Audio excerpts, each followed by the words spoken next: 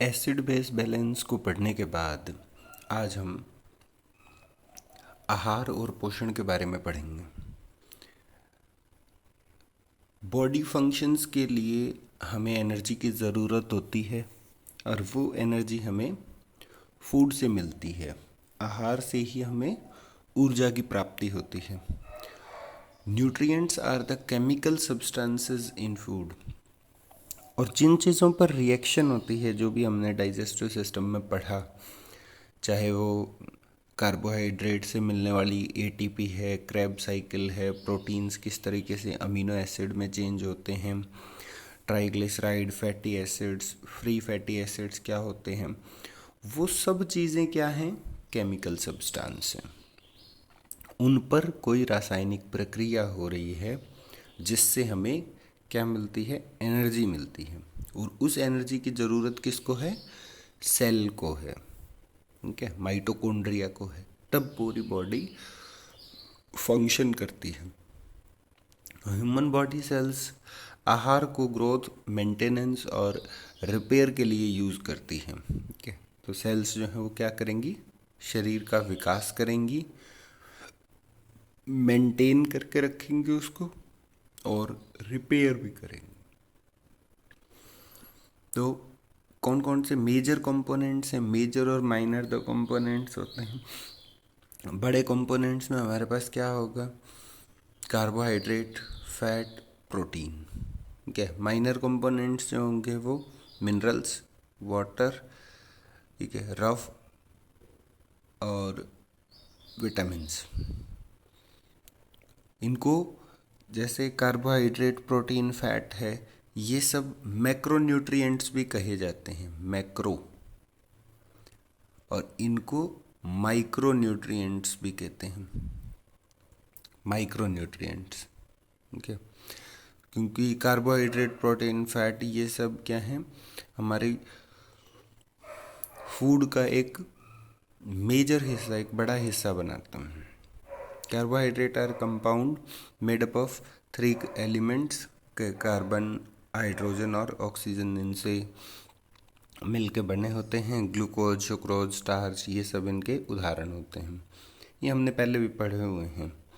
तो एक बेसिक सी जानकारी हमें इनके बारे में होनी चाहिए कि कार्बोहाइड्रेट के टाइप क्या होंगे। मोनोसेक्राइड है, डाइसेक्राइड है, पॉलीसेक्राइड है। मोनोसेक्राइड में ग्लूकोज है, क्रिस्टलिन है, ठीक है। ये मतलब मीठा जितना भी होता है, सॉल्यूबल ज़्यादा होता है, ठीक है, और बहुत जल्दी एब्जॉर्ब होता है। डाइसेक्राइड्स जो हैं वो क्या हैं? सुक्रोज, लैक्टोज, माल्टोज, ठीक है। और ये इजीली डाइजेस्टेबल भी हैं, दूध के अंदर प्रेजेंट होते हैं। पॉलीसेक्राइड्स क्या हैं? Starch, dextrin, cellulose, glycogen. ये लेस सॉल्यूबल होते हैं। इनकी डाइजेस्टेबिलिटी जो है वो वेरी करती है, अलग अलग होती है सबकी। सोर्सेज आपको पता ही हैं कि गेहूं के अंदर, चावल के अंदर, मकई के अंदर, आलू के अंदर, साबूदाने के अंदर, ठीक है, शुगर के अंदर, हनी, फ्रूट, वेजिटेबल्स, ये सब चीज़ें जो हैं वो कार्बोहाइड्रेट के सोर्स होते हैं। तो इसमें कोई बहुत ज़्यादा रटने वाली बात नहीं है।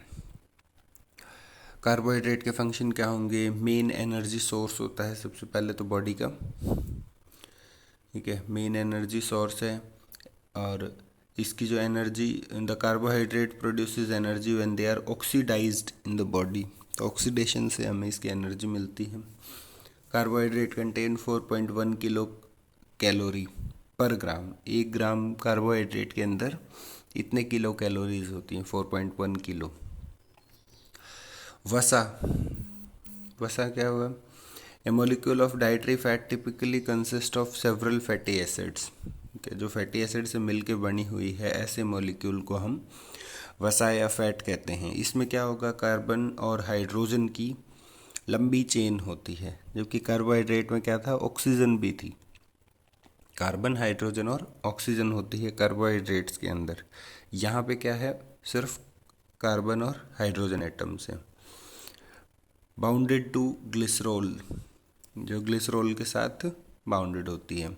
क्यों होती है ये हमने पहले भी पढ़ा था, क्योंकि फैट्स जो हैं वो सॉल्यूबल नहीं होते, वाटर सॉल्यूबल नहीं होते हैं, तो इनको अगर ट्रांसपोर्ट करना है तो ये ग्लिसरॉल के साथ लूजली बाउंड होते हैं।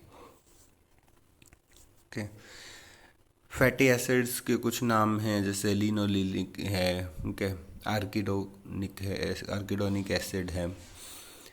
फैट के सोर्स क्या हैं? फैट के सोर्स बटर है, मिल्क है, एग है, ठीक है, कोकोनट ऑयल है, एनिमल फैट, प्लांट फैट, ये हम सब बहुत पहले पढ़ चुके हैं, 10th क्लास में ही पढ़ चुके हैं। क्या फंक्शंस होंगे फैट के, वैसा के क्या कार्य होंगे? मेन फंक्शन जो है वो स्टेडी सोर्स ऑफ एनर्जी, एक स्टेडी कहते हैं रुका हुआ, जिसको हम स्टोर करके रखते हैं, ठीक है, कि इमरजेंसी आने पे काम आने वाला। तो एक महत्वपूर्ण सोर्स है एनर्जी का, कि आपको कोई लंबा उपवास रखना है, अनशन पे बैठना है, तो फैट जो है वो उस टाइम पर एनर्जी का प्रोडक्शन करता है। फैट कंटेन 9 किलो कैलोरी पर ग्राम, कि उसमें 4.1 था, यहाँ 9 किलो कैलोरी होती है। टाइप्स आपको पता है, ट्राइग्लिसराइड है, फॉस्फोलिपिड है, स्टेरॉइड है, ठीक है, फैटी एसिड्स दूसरे हैं, ये सब इसके टाइप्स हो सकते हैं। प्रोटीन क्या है? Highly complex organic compound, highly complex. इसमें क्या, कार्बन, हाइड्रोजन, ऑक्सीजन और नाइट्रोजन साथ में जुड़ जाती है, ठीक है। प्रोटीन्स के साथ नाइट्रोजन जुड़ने से इन्हें हम क्या कहते हैं? अमीनो एसिड्स कहते हैं। There are more than 20 of these amino acids, they occur almost in all protein, के 20 से ज़्यादा अमीनो एसिड्स होते हैं और लगभग हर एक प्रोटीन के अंदर ये पाए जाते हैं। कुछ प्रोटीन्स, कुछ अमीनो एसिड्स के नाम यहाँ पे लिखे हुए भी हैं। इनमें से लाइसीन को आप जानते हैं, हिस्टिडीन को आप जानते हैं, ठीक है, ट्रिप्टोफेन को आप जानते हैं। ये नाम मतलब कुछ ऐसे हैं जो सुने हुए हैं पहले, तो कुछ एक चीज़ें आप याद रख सकते हैं। प्रोटीन के सोर्स क्या होंगे? ग्राउंडनट जैसे मूंगफली है, ठीक है, तो प्रोटीन जो है वो हमें प्लांट सोर्स, एनिमल सोर्स दोनों से ही प्राप्त होता है। गेहूँ, दालें, सोयाबीन्स, ये बेस्ट सोर्स होते हैं प्रोटीन के। बीन्स हैं, वो भी बेस्ट सोर्स हैं। एनिमल सोर्सेज में मीट है, फिश है, एग है, मिल्क है, चीज़, ये सब चीज़ें जो बॉडी बिल्डिंग फूड है वो प्रोटीन होता है। क्या फंक्शंस होंगे प्रोटीन के? Functions very important in our growth and repair of body, ठीक है, बॉडी की ग्रोथ और रिपेयर के लिए बहुत ज़्यादा ज़रूरी होता है। बॉडी बिल्डिंग के लिए, रिपेयर के लिए सबसे ज़्यादा ज़रूरी है। जितने भी एंजाइम्स हैं, सेल्स हैं, ये सब प्रोटीन से बनी हुई है। इसलिए प्रोटीन क्या है? बिल्डिंग मटेरियल है बॉडी का। इसेंशियल होता है किशोरावस्था में या बच्चों में, टीनेजर्स में, ठीक है। Proteins are needed for maintenance and making food, the wear and tear, ठीक है। तो शरीर में अगर कहीं भी टूट फूट होती है, उसके मेंटेनेंस के लिए भी प्रोटीन ज़रूरी होता है। प्रोटीन से एंजाइम बनते हैं, हार्मोन हैं, ट्रांसपोर्टेशन का काम इसका होता है। कॉन्ट्रैक्टाइल प्रोटीन अलग होते हैं, स्ट्रक्चरल प्रोटीन, सेल बनाने वाले प्रोटीन अलग होते हैं, प्रोटेक्टिव प्रोटीन जो शरीर को बचाते हैं वो अलग होते हैं। उसके बाद है वाटर।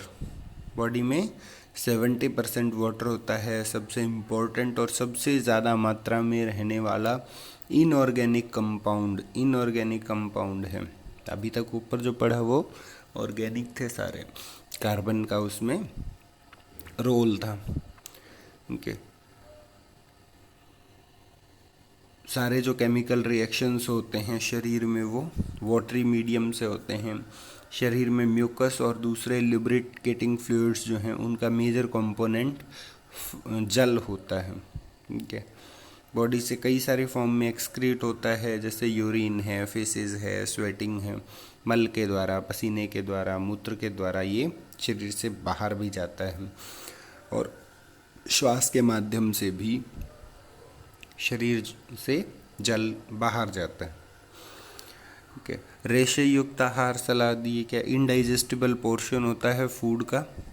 ठीक है, जो प्लांट्स में ही होता है। सैलेड जो हम खाते हैं, सलाद खाते हैं, तो सलाद में ही ये रेशे युक्त आहार होते हैं। मेजर काम क्या होता है कि ये मल का निर्माण, मल की क्वांटिटी को बढ़ाने का काम करते हैं। इसलिए आपने सुना होगा जिनको कॉन्स्टिपेशन रहता है उनको डॉक्टर प्रेस्क्राइब करते हैं कि आप जो रेशे युक्त आहार है वो लीजिए, फाइबर्स ज़्यादा लेने हैं। फाइबर्स लेंगे तो फिर सैलेड उनको बताया जाता है कि आप ये खा सकते हैं। ठीक है, मिनरल्स की बात करें, मिनरल्स बॉडी के अंदर क्या हैं? कैल्शियम है, फास्फोरस है, potassium, sodium chloride, iodine, iron, sulphur, magnesium, manganese, fluoride, cobalt, copper, zinc, ये सब मिनरल्स बॉडी के अंदर पाए जाते हैं। ठीक है, ये सब मिलके काम करते हैं, इम्पोर्टेंट फंक्शंस होता है। जैसे हमने कल पढ़ा भी था फ्लूइड और इलेक्ट्रोलाइट बैलेंस के बारे में। तो फ्लूइड और इलेक्ट्रोलाइट बैलेंस में सोडियम और पोटाशियम पंप कई बार आता है। वो क्या है? मिनरल्स के ही काम होते हैं।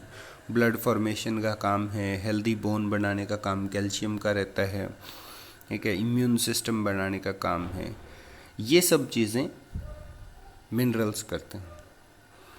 इनकी डेली रिक्वायरमेंट कितनी है, किस तरीके से लेना चाहिए, वो कोई बहुत ज़्यादा इम्पोर्टेंट नहीं है। फिर भी आप एक बार इसे रीड कर सकते हैं, कोई भी इशू रहे तो आप पूछ सकते हैं। ठीक है, सोर्सेज क्या होंगे मिनरल्स के? सबसे अच्छा सोर्स होता है मिल्क के, हरी सब्जियां, एग योक के, तो ये हमें मिनरल्स प्रदान करते हैं। फंक्शन वही रहेंगे कि बॉडी बिल्डिंग है, बॉडी बिल्डिंग का काम है, मेंटेनेंस का काम है बोन और टीथ का, हेल्दी गम्स, ठीक है, बोन ग्रोथ और मिनरल डेंसिटी बच्चों में बनाए रखना, ये मिनरल्स के काम होते हैं। कैल्शियम जो है वो हार्ट रेट को भी रेगुलेट करता है, नर्व इम्पल्सेस को भी, ठीक है, कोलेस्ट्रॉल के लेवल को कम करता है और एथेरोस्क्लेरोसिस से बचाता है। कैल्शियम एक इम्पॉर्टेंट कंपोनेंट भी होता है ब्लड क्लॉटिंग के लिए। हमने बात की थी कि 13 क्लॉटिंग फैक्टर्स होते हैं, उनमें से 5 जो है वो इनकी मदद से बनते हैं। डेफिशिएंसी अगर हो जाए,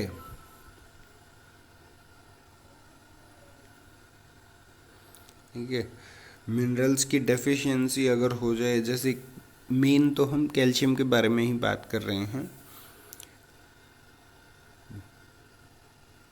स्टंटेड ग्रोथ, ग्रोथ का रुक जाना, वृद्धि का रुक जाना, poor quality of bones and teeth, ठीक है, बोन्स नहीं बनेंगी, दांत अच्छे नहीं बनेंगे, बोन्स का माल फॉर्मेशन होगा। हाइपोकैल्सीमिया, ठीक है, कैल्शियम का लेवल कम होने से hyper excitability of nervous system, nervous system बहुत ज़्यादा एक्साइट हो जाएगा। ऑस्टियोमलेशिया हो जाएगा, ऑस्टियोमलेशिया, सॉफ्टनिंग ऑफ बोन, ठीक है, ओस्टियोपोरोसिस हो जाएगा। कल बहुत सारे ऐसे एड्स भी आते हैं कि 30 के बाद विमेंस में बोन डेंसिटी कम हो जाती है, कैल्शियम लेना चाहिए, हॉर्लिक्स लेना चाहिए। तो सब क्या है? ओस्टियोपोरोसिस, कैल्शियम की कमी के कैल्शियम सप्लीमेंट के रूप में आपको वो हॉर्लिक्स के अंदर क्या दिया जा रहा है? कैल्शियम दिया जा रहा है। तो इस प्रकार से हमें मिनरल्स के बारे में पढ़ना है, ठीक है। तो कैल्शियम एक इम्पॉर्टेंट मिनरल रहता है, तो उसके बारे में आप देखें एक बार। और दूसरे जैसे फास्फोरस है, पोटाशियम है, ठीक है, ये किस तरीके से काम करते हैं, क्योंकि फ्लूइड इलेक्ट्रोलाइट बैलेंस में हम पढ़ चुके हैं इनके बारे में, तो वहाँ से भी आप इनको देख सकते हैं। इसमें कोई भी इश्यू रहे तो आप पूछ सकते हैं। अब हम बात करेंगे विटामिन्स के बारे में। विटामिन्स,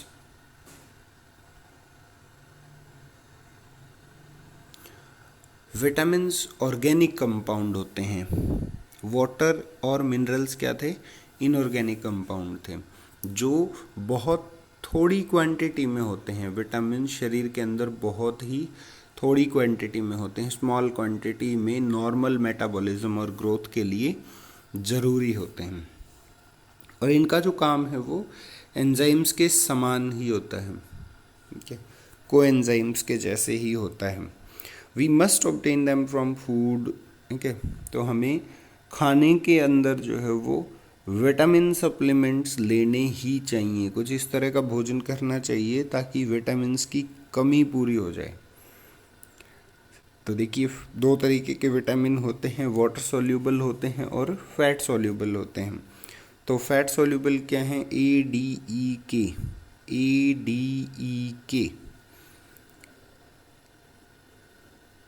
और वाटर सॉल्यूबल क्या है, CB, मतलब B का तो पूरा कॉम्प्लेक्स रहेगा, ये B1 B2 B3 B4 B6 B12 और बायोटिन, ओके, फॉलिक एसिड, ये सब वाटर सॉल्यूबल हैं। तो फैट सॉल्यूबल के बारे में पहले पढ़ते हैं। फैट सॉल्यूबल में विटामिन ए, ठीक है, ऑरेंज के अंदर कैरोटिनॉइड्स, ठीक है, विजन और antioxidant, used as colour and antioxidant. Carotenoids carrot के अंदर सबसे ज़्यादा पाया जाता है। कैरोटिनॉइड्स जो है वो गाजर का ही केमिकल कंपाउंड है, और विज़न के लिए सबसे ज़्यादा रिस्पॉन्सिबल होता है विटामिन ए, ठीक है, कलर और एंटीऑक्सीडेंट के रूप में काम करता है शरीर के अंदर। विटामिन डी सनलाइट से हमें मिलता है, अगर इसकी कमी हो जाए तो रिकेट्स हो जाता है, ठीक है, मिल्क के अंदर भी होता है, और ये कैल्शियम और फॉस्फोरस के रेशो को मेंटेन करने का काम करता है। विटामिन ई, इसको टोकोफेरोल भी कहते हैं, ठीक है, एंटीऑक्सीडेंट होता है। स्ट्रोक, कैंसर, हार्ट डिजीज़, इन सब के लिए विटामिन ई इम्पोर्टेंट होता है। विटामिन के ब्लड क्लॉटिंग फैक्टर में कंट्रीब्यूट करता है। तो यहाँ एक एक की जानकारी दी हुई है, उसे हम पढ़ेंगे अभी। तो vitamin A fat soluble vitamin है, ठीक है, रेटिनोल नाम है इसका, सबसे ज़्यादा एक्टिव होता है यूजेबल फॉर्म्स में, ठीक है, most are orange and yellow in colour, orange colour का ये, येलो कलर का ये होता है। और beta carotene is a precursor of vitamin A, beta carotene जो हैं उनसे विटामिन ए का निर्माण होता है, ठीक है, प्रिकर्सर, ये कच्चा मटेरियल है बीटा कैरोटीन, उससे आगे क्या बनेगा, विटामिन ए।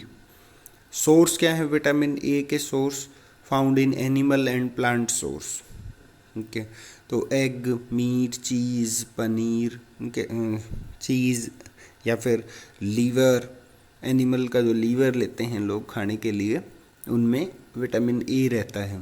किडनी, ठीक है, कोड, हैलीबट, फिश ऑयल, इनके अंदर पाए जाते हैं, ये एनिमल सोर्स हैं। प्लांट सोर्स में carrot, sweet potato, green leafy vegetables, pumpkin, mango, papaya, ठीक है, कैंटालूप्स, ये सब प्लांट सोर्स रहते हैं। फंक्शंस क्या होंगे, सबसे मेन इम्पॉर्टेंट फंक्शन क्या है, विज़न का, दृष्टि का है, ठीक है, maintains the surface lining of eyes. Bone की, इसके अलावा, विज़न के अलावा विटामिन ए बोन की ग्रोथ में भी मदद करता है, रिप्रोडक्शन में भी मदद करता है, सेल डिवीज़न में भी, और इम्यून सिस्टम को रेगुलेट करने का काम करता है, स्किन को हेल्दी रखता है। इसकी जो डेली रिक्वायरमेंट है, चिल्ड्रंस में 2500 से 3500 इंटरनेशनल यूनिट, ठीक है, मेंस में 5000 इंटरनेशनल यूनिट, और विमेंस में 4000 इंटरनेशनल यूनिट। लैक्टेशन और प्रेगनेंसी के दौरान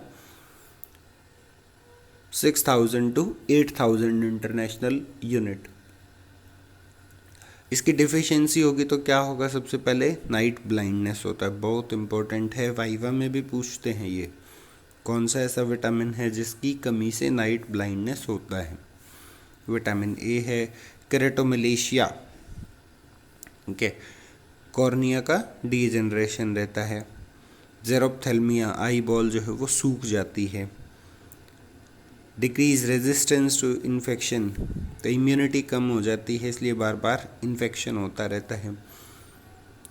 एक्सट्रीमली ड्राई स्किन, हेयर और नेल्स, ठीक है, तो अगर स्किन बहुत ज़्यादा ड्राई है तो विटामिन ए की कमी से होती है।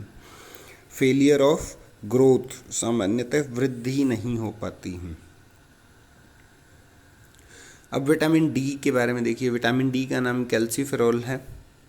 इसके सोर्सेज आप लीवर, एग, बटर मिल्क वो सब सेम रहते हैं। मेन इम्पॉर्टेंट क्या रहेगा? सनलाइट, ठीक है, सनलाइट से हमें विटामिन डी मिलता है, इसलिए लोग जो है वो सन बाथ लेते हैं, ठीक है, गोवा वगैरह जाते हैं तो फिर वो सन बाथ लेते हैं। विटामिन डी फंक्शंस क्या होंगे? कैल्शियम और फास्फोरस के एब्जॉर्प्शन में मदद करता है, ठीक है। Main role is to maintain calcium and potassium level. और only fat soluble vitamin that we make in presence of sunlight, सिर्फ ये अकेला ऐसा विटामिन होता है जो फैट सोल्यूबल होते हुए भी सनलाइट की प्रेजेंस में हमें मिलता है, ठीक है। नॉर्मल ग्रोथ में हेल्प करता है। विटामिन डी की कमी से क्या है? कैल्शियम और फॉस्फेट ये शरीर से अधिक मात्रा में बाहर निकलने लगते हैं। ओस्टियोमलेशिया हो जाता है और रिकेट्स हो जाता है बच्चों में। ये नीचे फोटोग्राफ दिया हुआ है। इस तरीके से बोन्स का फॉर्मेशन पूरा नहीं हो पाता तो बच्चों में रिकेट्स हो जाता है। Bone deformity, growth failure, tetanus, convulsions, ये सब विटामिन डी की कमी से होते हैं, ठीक है। कर्व्ड लेग, पैर इस प्रकार से मुड़े हुए रहते हैं। Pigeon chest deformity, pigeon chest deformity, kyphoscoliosis, ये सब लक्षण मिलते हैं इसमें, ठीक है।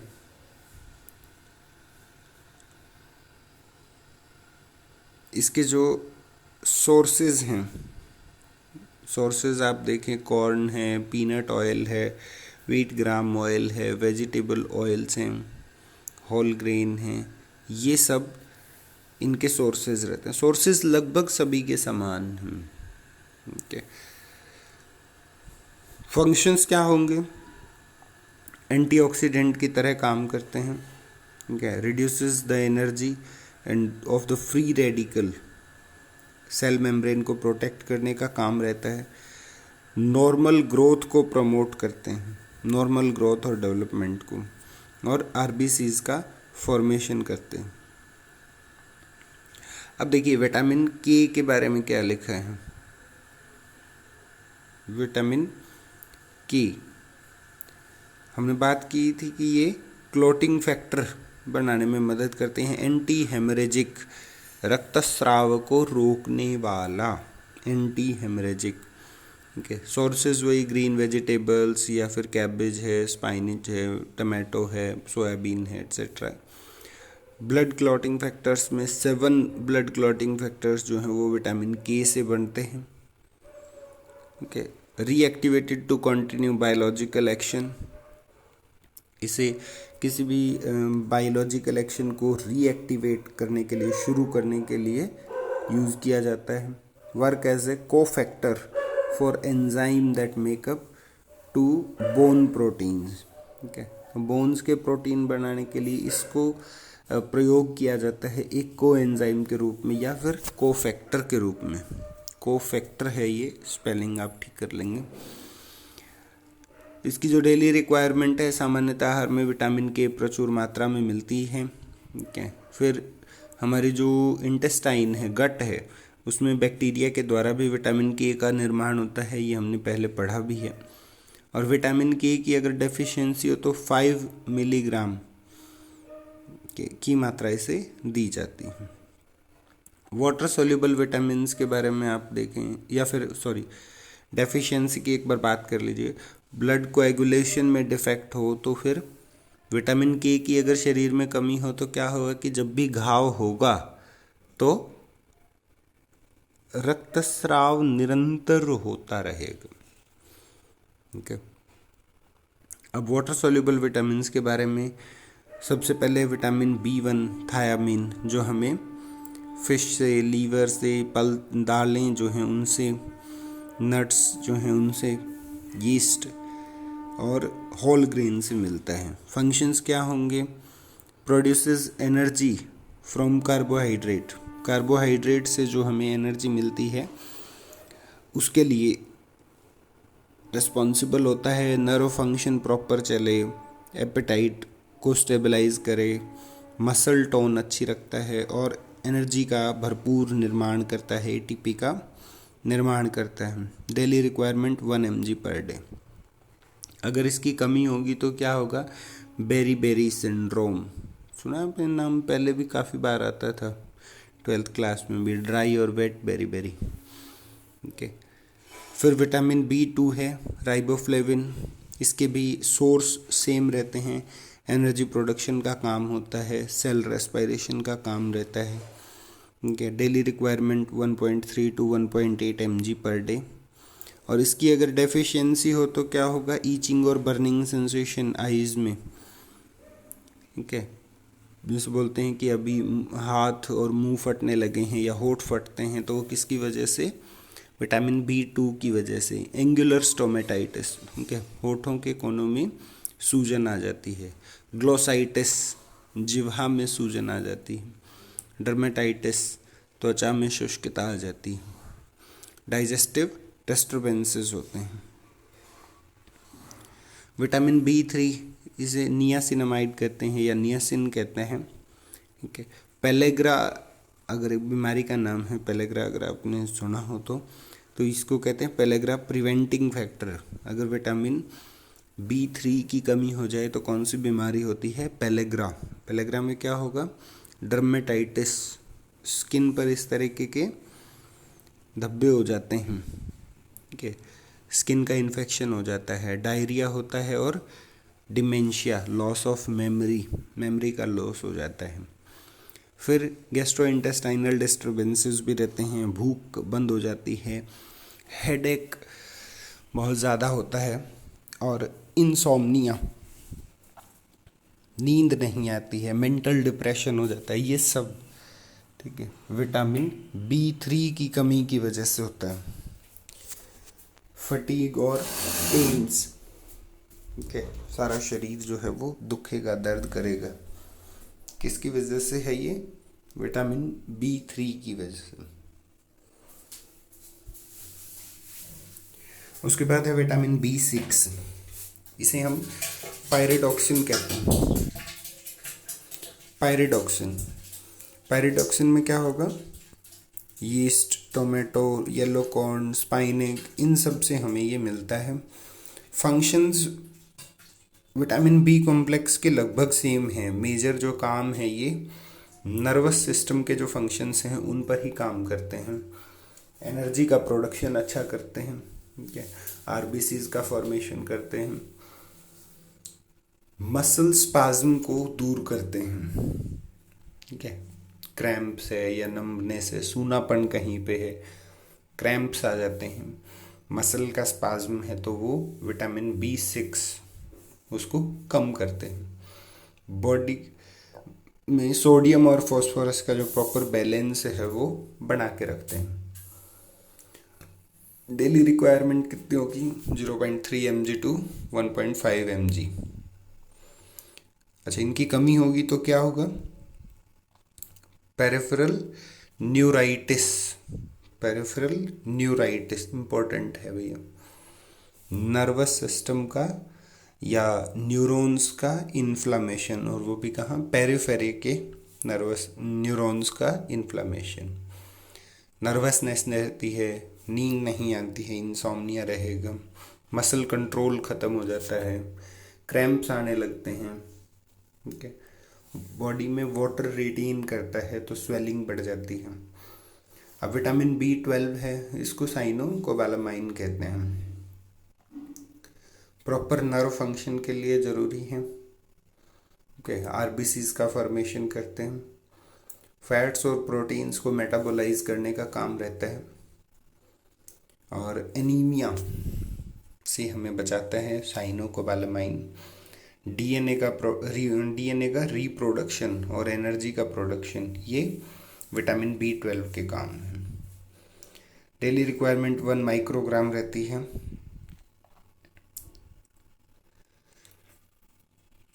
अगर इसकी कमी हो तो एनीमिया हो जाता है। अगर आपको ध्यान हो, जब हम डाइजेस्टिव सिस्टम पढ़ रहे थे तब हमने बात की थी, एक होता है intrinsic factor of castle. Intrinsic factor of castle vitamin B12 के साथ मिलके हीमोग्लोबिन का फॉर्मेशन करते हैं। तो यहाँ हमें पता लगेगा कि B12 की कमी से एनीमिया कैसे होता है।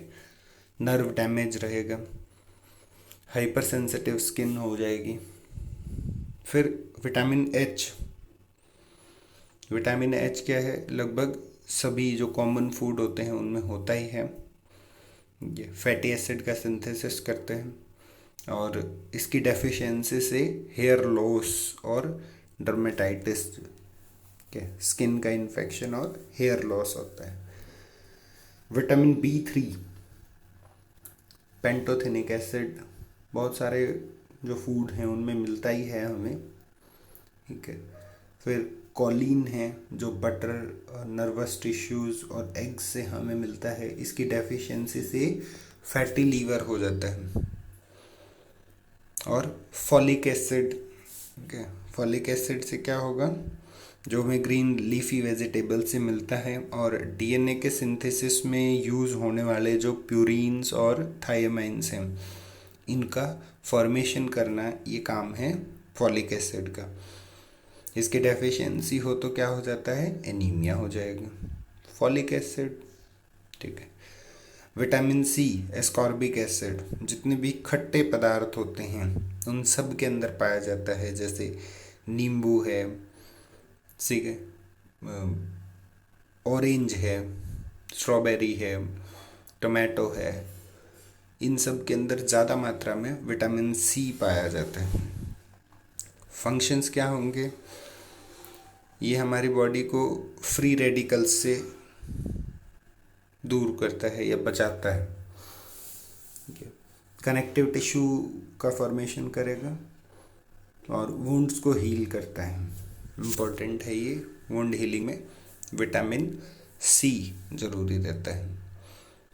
Help body to fight actions, और हार्ट डिजीज़ से हमें बचाता है, कैंसर की कुछ फॉर्म से बचाता है, और आरबीसीज को मैच्योर करता है।